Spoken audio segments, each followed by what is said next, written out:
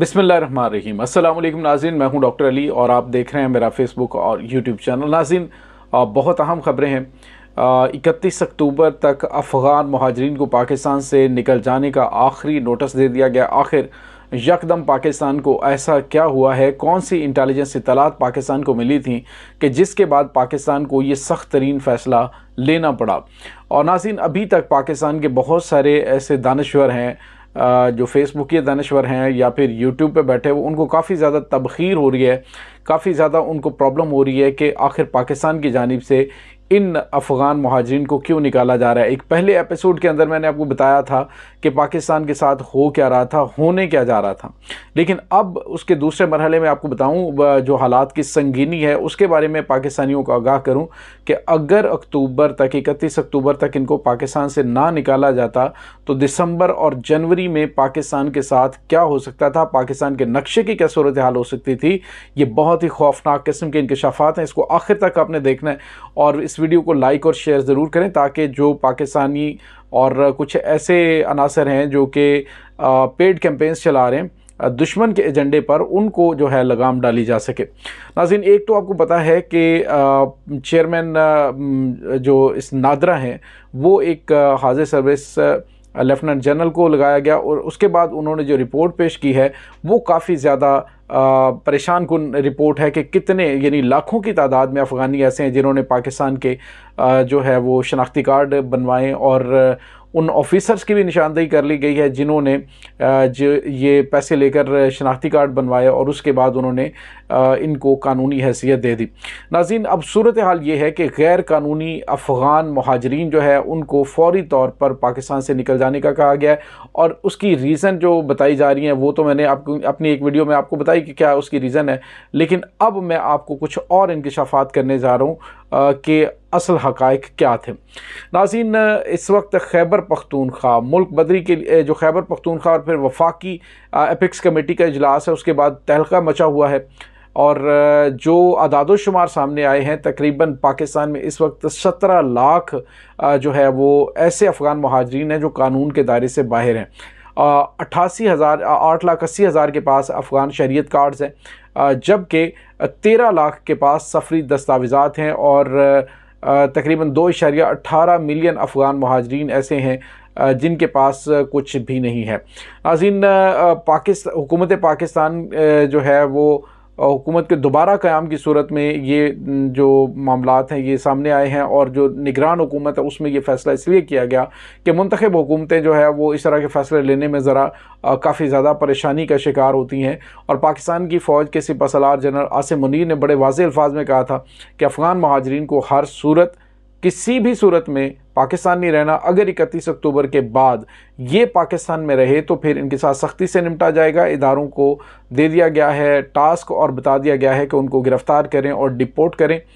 नाज़रीन, आपको ये बताते चलें कि इस वक्त बड़ी तादाद में अफ़गान महाजरीन वापस जा रहे हैं, अफ़गानिस्तान जा रहे हैं और अफ़गानिस्तान पहुंचने पर अफ़गान तालिबान उन्हें कबूल नहीं कर रहे और कह रहे हैं ये पाकिस्तान में आप रहें। और कई बार जो है वो अफ़गान महाजरीन जो वापस जा रहे हैं अपनी ही शहरियों पर गोलियां चलाने के वाक़यात भी सामने आ चुके हैं। पाकिस्तानियों पर तो वो चलाते ही हैं लेकिन अपने शहरियों पर वो गोलाबारी कर रहे हैं ताकि ये लोग वापस ना आएँ और पाकिस्तान जो है वो मुश्किलात का शिकार हो।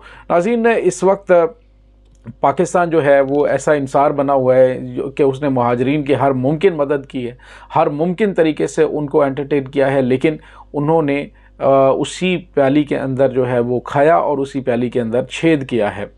अफ़गान महाजरीन आने वाले दिनों में क्या करने जा रहे थे, बड़े खौफनाक इंकशाफात हैं।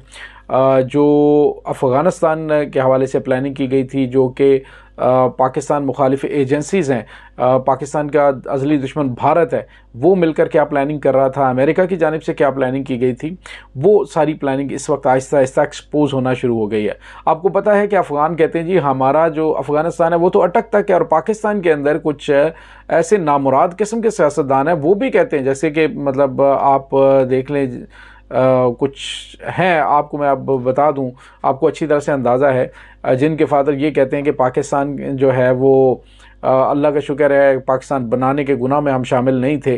जो कायद-ए-आज़म मोहम्मद अली जिन्ना की तौहीन किया करते थे तो वो कहते हैं जी कि अटक तक है, ये तो अफ़गानिस्तान और अफ़गानिस्तान की टेरिटरीज हैं।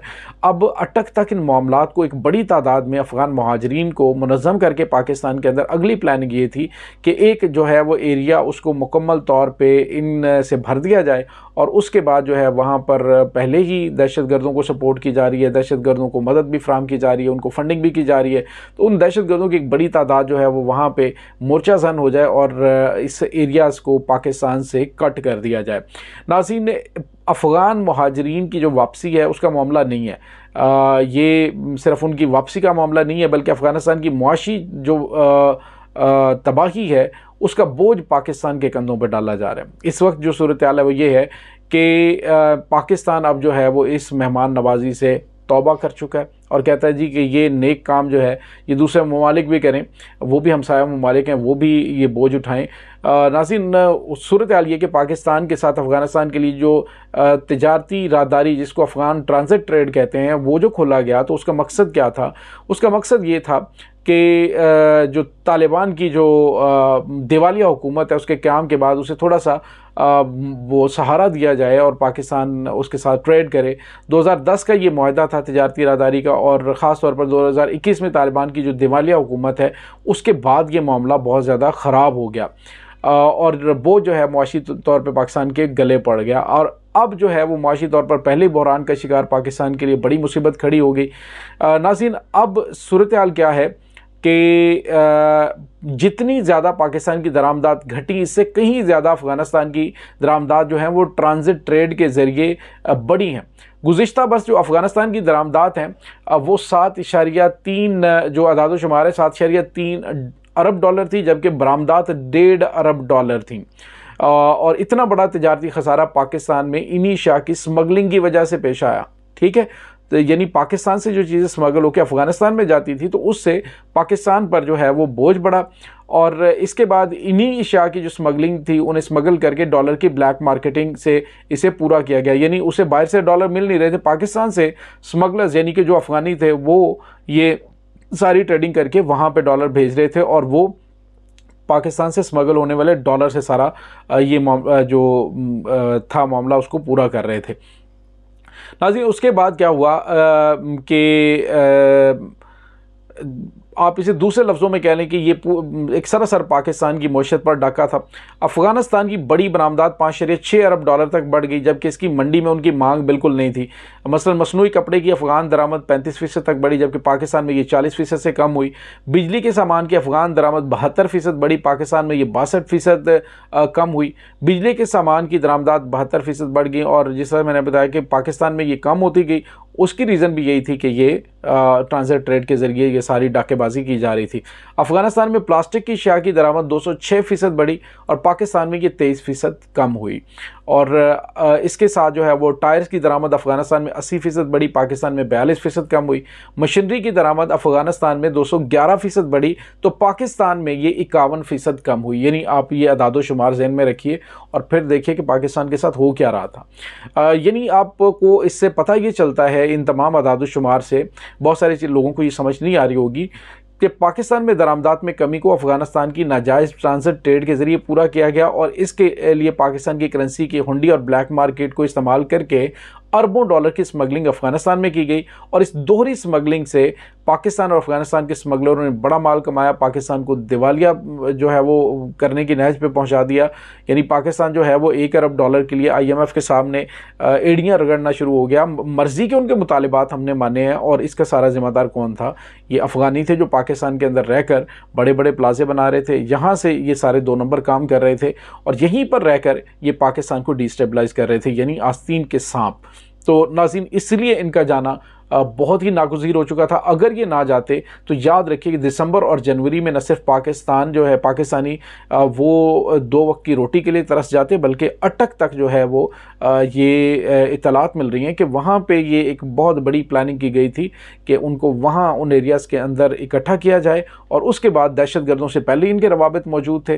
और फिर जो है वो आपको पता है कि आहिस्ता आहिस्ता जिस तरह से चित्राल के इलाकों के अंदर गुज़िश्ता रोज़ TTP के दहशतगर्दों की जानिब से हमले किए गए और मुसलसल हमले किए जा रहे हैं, तो उसका मकसद सिर्फ़ और सिर्फ यही था। और ख़ास तौर पे जो फेंसिंग लगी है ये डेवरन लाइन के ऊपर, उसकी भी तकलीफ़ इसलिए थी कि यहाँ से बिल्कुल आज़ादाना नकलो हरकत हो रही थी और मर्ज़ी से वेपन्स आ रहे थे, मर्ज़ी से पाकिस्तान के जो हैं वो लोग आ जा रहे थे पाकिस्तान से।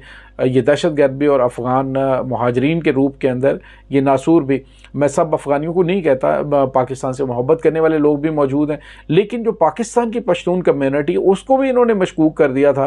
कोई भी पठान अगर किसी इदारे के अंदर जाता तो उसको अफ़गानी समझ के मशकूक समझा जाता है। तो ये चीज़ें जो हैं वो आहिस्ता आहिस्ता ख़त्म होना शुरू होंगी। अब इनका वापस जाना जो है वो लिखा जा चुका है और इस पर इदारे हरकत में आ चुके हैं। अदाद शुमार तमाम सूबों को दे दिए गए हैं, तमाम बस्तियों के अंदर ऑपरेशंस भी जारी हैं। जो जा रहे हैं वेल, जो नहीं जा रहे उनको निकाला जाएगा और अगर ये नहीं जाते थे तो फिर पाकिस्तान का नक्शा जनवरी और दिसंबर जनवरी के अंदर बदल सकता था। बहरहाल नाज़रीन, ये तमाम सिनेरियो है, ये तमाम सूरत हाल है। इसके अलावा पासपोर्ट्स भी बहुत ज़्यादा 2 नंबर बनाए गए हैं, तो उसमें भी जो काली भेड़ें हैं उन अफसरों को भी पॉइंट आउट कर लिया गया, उनके खिलाफ कार्रवाई शुरू कर दी गई है। तो नाज़रीन, ये है सूरत हाल इस वक्त, इसी वजह से इनको पाकिस्तान से निकाला गया है और आने वाले दिनों में अगर ये रहते तो क्या होना था पाकिस्तान का, ये आपको अंदाज़ा नहीं है कि इंतहाई खौफनाक सूरत हाल पैदा हो जानी थी। अपना बहुत सारा ख्याल रखिएगा। इस तमाम सूरत हाल के बारे में आप क्या कहते हैं, कमेंट सेक्शन में अपने ख्यालात का इज़हार ज़रूर करें। डॉक्टर अली को इजाज़त दीजिए। अल्लाह वारिस।